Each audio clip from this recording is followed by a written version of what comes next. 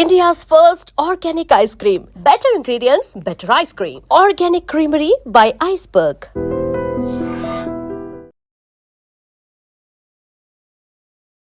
Sir నమస్తే sir. దాదాపు 2 నెలలుగా థియేటర్లన్నీ కలకలకల అంటున్నాయి. వరుసగా Maa Inti Bangaram, Chennai love story, Korean Kanakaraju, DC, Viswanathan and sons, Irumudi ఈ వారం విపరీతంగా జనాల్ని థియేటర్కి రప్పిస్తున్నాయి. మధ్యలో 2 వారాలు దెబ్బతిన్నాయి. ఎందుకు దెబ్బతిన్నాయి అంటే ఆ 2 వారాలు ఒడిస్సీ, స్పైడర్ మ్యాన్ అనే 2 పెద్ద ఇంగ్లీష్ సినిమాలు అడ్డం పడడంతో ఆ 2 వారాలు కొంచెం డ్రాప్ అయినాయి మన సినిమాలో. అవి 2 వారాలు అవి కూడా విపరీతంగా చేసినాయి. సో థియేటర్స్ జనం వాటికి జనం వచ్చారు, వాటికి తెలుగు కూడా సినిమాలకు full రాలేదు. వాటికి కూడా వీటితో పాటుగా వచ్చినాయి ఈ సినిమా. బ్రహ్మాండంగా వచ్చాయి వాటికి. ఏంటి సార్ మనకు మళ్ళీ మంచి రోజులు వచ్చేసాయా? మనకు థియేటర్లో నెలకు 4 సినిమాలు చొప్పున హిట్ వెలవెల అవుతాయి అనే కాలం పోయి కళకళకళ అనే కాలం వచ్చేసి వచ్చినట్టే కదా. నెలకు 4 సినిమాలు హిట్ అవుతున్నాయి అంటే కలకల ఆడుతున్నట్టే 2 నెలల్లో 8 సినిమాలు బ్రహ్మాండంగా ఆడుతున్నాయి. ఎప్పుడు వినలేదు ఇంత. అంటే అద్భుతమే కదా. సో మంచి రోజులు వచ్చినాయి తెలుగు సినిమాకి. పైగా ఇది సీజన్ కూడా కాదు సార్, మామూలు సమ్మర్లో కూడా రైజ్ అవుతుంది. అవును, ఈ ప్రేక్షకులు season ఎప్పుడు వస్తుంది. రైజ్ అవుతారు? సమ్మర్లో రైజ్ అవుతారు. ఇది వానలు వస్తున్నాయి, రకరకాల ఈ ఫ్లూ జ్వరాలు ఆ జ్వరాలు అంటే వస్తున్నాయి కొంచెం వానలు తగ్గినాయి బాగా యాక్చువల్గా. సార్. వానలు తగ్గటం వానలు తగ్గటం వాన అనేది వంకే కానీ వాన కోసం కలెక్షన్ పెరగదు, వాన కోసం కలెక్షన్ తగ్గదు. సినిమా బాగుంటే కలెక్షన్ వస్తుంది, సినిమా బాగోపోతే అది డిసడ్వాంటేజ్. గతంలో దసరా బుల్లోడు అప్పుడు తుఫాన్ వచ్చినా కూడా సూపర్ హిట్ అయింది. తమిళుడు అతిలోక సుందరి, తుఫాన్లో వచ్చినట్టువే. తుఫాన్లో సినిమాలే వాటికి ఏమవ్వదు. జనం రావాలనుకుంటే వాన లేదు, ఏమీ లేదు, దేనికైనా ఎండ లేదు, వస్తారు. వాన లేదు, రావాలనుకుంటే వస్తారు.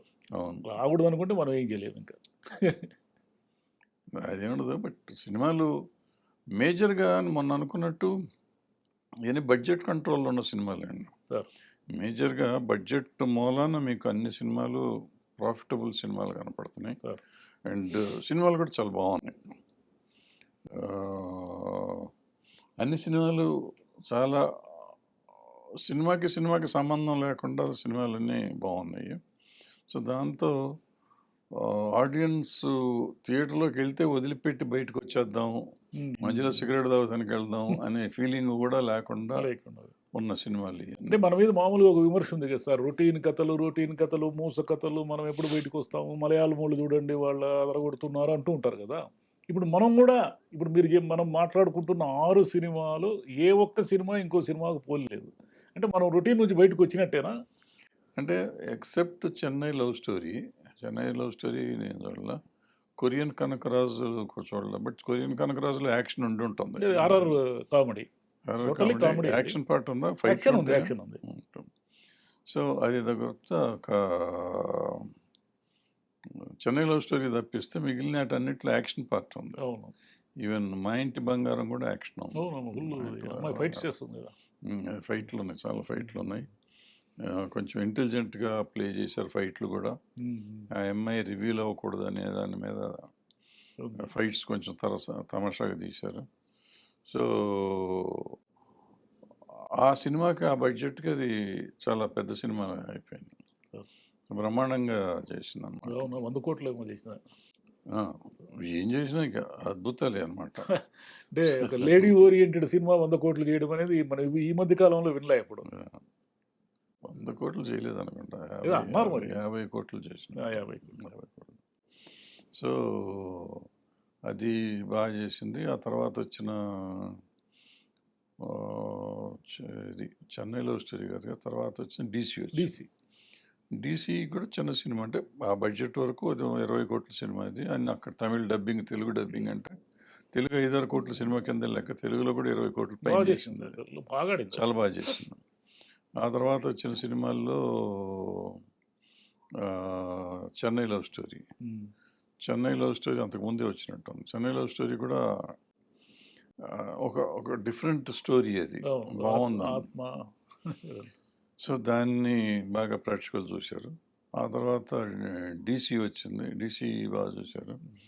Then Vishwanath and sons family show వచ్చింది. ఇరుముడి ఇరుముడి దైవత్వం, దైవత్వం, కూతురు, తండ్రి కూతురు అది ఎమోషన్ యాక్షన్, సెంటిమెంటు, అని భలే దైవం, మిక్సర్ భలే వచ్చింది సార్. దైవం అన్ని భలే మిక్స్ అయిపోయినాయి. ఈ మధ్యకాలం గతంలో ఉండేవి మా చిన్నప్పుడు విఠలాచార్య గారి సినిమాలు ఉండేవి. కత్తి యుద్ధాలను, ప్రేమ, సాంగ్, మ్యూజిక్ ప్లస్ భక్తి, దేవుడు. ఫైట్లు ఇవన్నీ విఠలాచార్య గారి సినిమాల్లో ఉండేవి. బట్ అయితే జానపదాలు ఉండేవి ఎక్కువ. సోషల్ సినిమాలు తక్కువ ఉండేవి. విఠలాచార్య గారు అనుకుంటా రాము అని ఎన్టీ రామారావు గారితో తీశారు. రాము కాదు, గోపి గోపి గోపి సార్. గోపి అని త్రిలోక్ ఈ చంద్ర. దేవుడు సినిమాలు.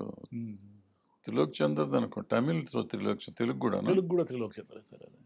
అది హిందీలో ఈయన తీశారు, దిలీప్ కుమార్ గారు యాక్ట్ చేశారు.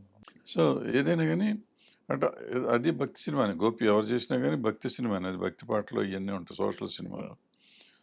అట్లా చేసిన సినిమాలు చాలా ఉన్నాయి.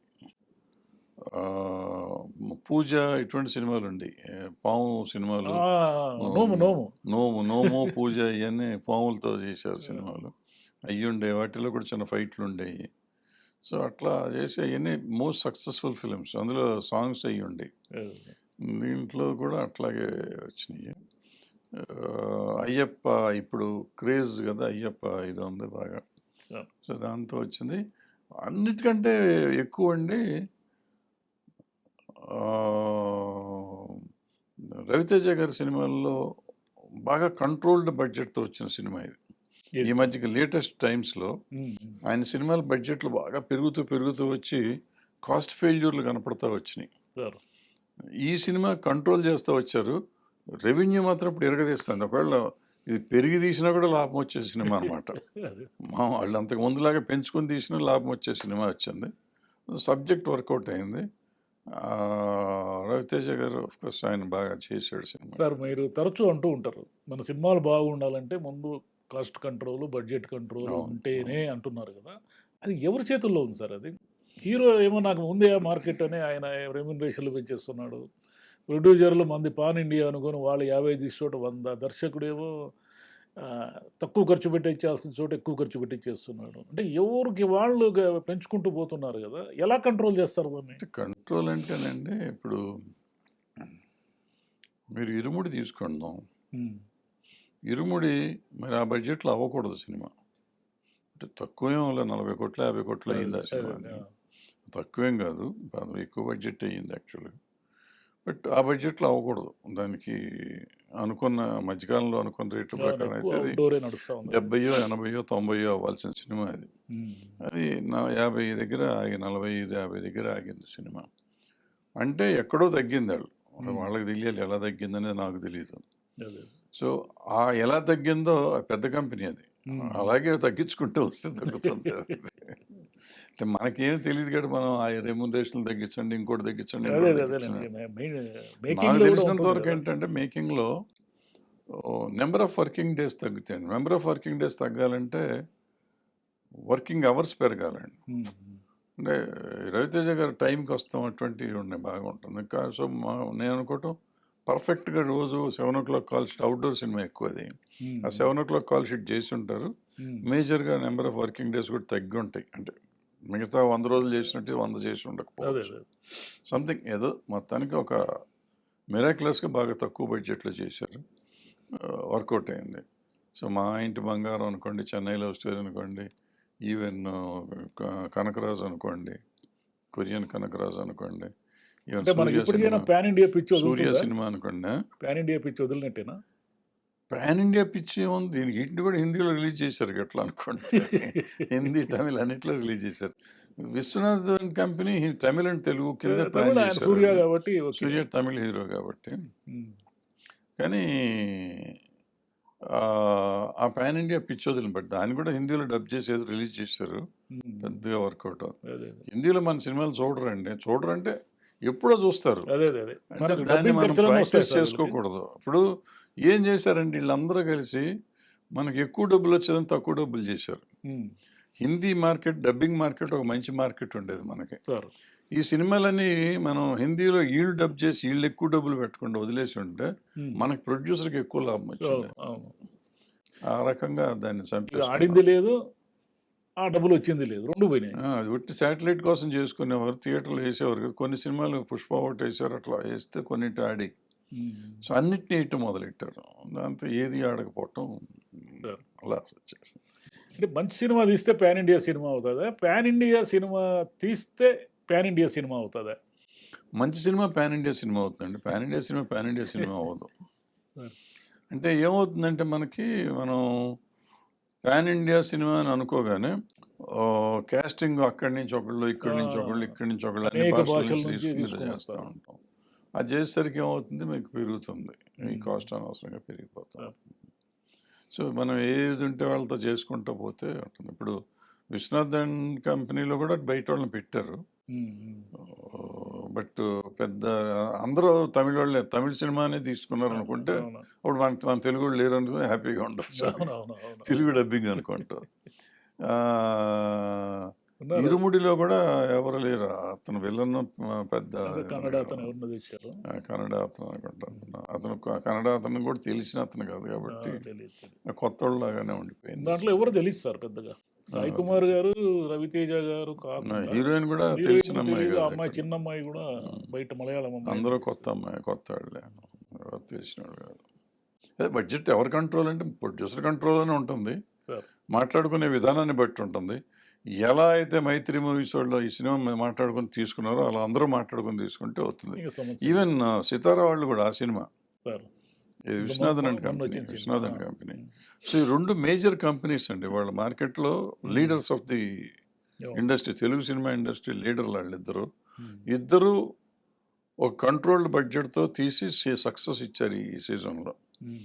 సో వాళ్ళిద్దరే కంట్రోల్లోకి వచ్చారంటే ఇండస్ట్రీ అంతా కంట్రోల్లోకి వస్తుంది.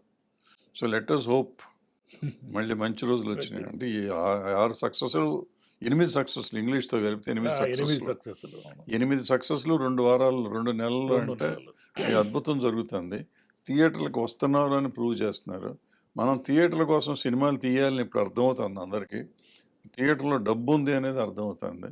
సో మళ్ళీ తెలుగు సినిమా కాకుండా ప్రపంచ సినిమా, భారత సినిమా అంతా, ఎందుకంటే ఒడస్సీ ప్రపంచం అంతా ఆడింది బ్రహ్మాండంగా. సో స్పైడర్ మ్యాన్ ప్రపంచం అంతా ఆడుతుంది. సో ప్రపంచం అంతా చూస్తున్నారు, అన్ని చోట్ల సినిమాలు బాగానే ఆడుతున్నాయి. సో మనం మళ్ళీ సినిమాలు సరిగ్గా తీయటం అనేది నేర్చుకుంటాం అనేది చేస్తే ఐ థింక్ ఇండస్ట్రీ మళ్ళీ పచ్చగా ఉంటుంది. మళ్ళీ థియేటర్లకు మంచి రోజులు వచ్చినాయి, మూసివేత దిశగా మళ్ళీ తెరుస్తారని అన్నీ తెరుస్తారు. ఇవాళ చూసా విజయవాడలో పెద్ద స్క్రీన్ పెడుతున్నారు, 150 అడుగులు స్క్రీన్ అంట. ఇది వారణాసితో ఓపెన్ అవుతుందంట, ఏదో మల్టీప్లెక్స్ పెట్టారంట అక్కడ. సో యాడ్ చూశాను, అది యాడ్ న్యూస్ చూశాను. సో మళ్ళీ థియేటర్లు కడుతున్నారు లెక్కన. విజయవాడలో ఆల్రెడీ రేట్లు పెంచుకునేది, విజయవాడలో కొన్ని మూసేశారంటే మళ్ళీ కొన్ని తెరుస్తున్నారు అనమాట. సరే, టికెట్ రేట్లు పెంచేది కూడా ఇక మీద తగ్గుతుంది. మంచి సినిమాకి మామూలు రేట్లకే డబ్బులు వస్తున్నాయి కదా. ఇప్పుడు ఇరుముడికి ఏం పెంచారు, పెంచలేదు. ఇరుముడికి ఏం పెంచారు, నార్మల్ రేట్లే ఉన్నాయి. విశ్వనాథన్ కోకి పెంచారు, అది పెంచలేదు. పెంచకుండా సార్ బాగుంది. అంటే 500 600 చేస్తున్నారు, అవి లేవు. బట్ అసలు ఏది పెంచకుండా కూడా వస్తుందని మొదటి నుంచి నేను మొత్తుకుంటా ఉన్నాను. బట్ వాళ్ళ ఇది వాళ్ళకుంటుంది అనుకోండి, వాళ్ళ ప్రాబ్లమ్స్ వాళ్ళవి.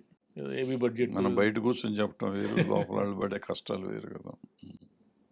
డబ్బులు కదా సార్, డబ్బులు రావాలి కదా. అదే డబ్బులు అనుకుంటాం. మరి పాన్ ఇండియా అనుకున్నప్పుడు డబ్బులు ఒట్టి ఆంధ్ర రాష్ట్రం, తెలంగాణ రాష్ట్రం నుంచి కాదు కదా వచ్చేది. పాన్ ఇండియా అనుకున్నప్పుడు రేటు పెంచడం ఎందుకంటా నేను. మన కోసమే మనం తీసాం అనుకున్నప్పుడు మనం పెంచుతాం అనుకున్నాం. ఎవరి కోసమో తీసి మనం ఎందుకు పెంచుకోవాలి, మనం ఎందుకు నష్టపోవాలి. హీరోలు ఎవరు అనేది కూడా చూడడం లేదు సార్, సినిమా బాగుంటే చూస్తున్నారు. నిజానికి లోకేష్ కనకరాజ్ ఏం మనకి డైరెక్టర్గా తెలుసు, కానీ ఆయన నటించింది ఏముంది, అంత మునుపు లేదు. అంత మునుపు వరుణ్ తేజ్ గారి వరుస ఫ్లాపులు ఉన్నా కూడా ఈ సినిమా చూశారు. సమంత గారిని చూశారు చాలా కాలం తర్వాత.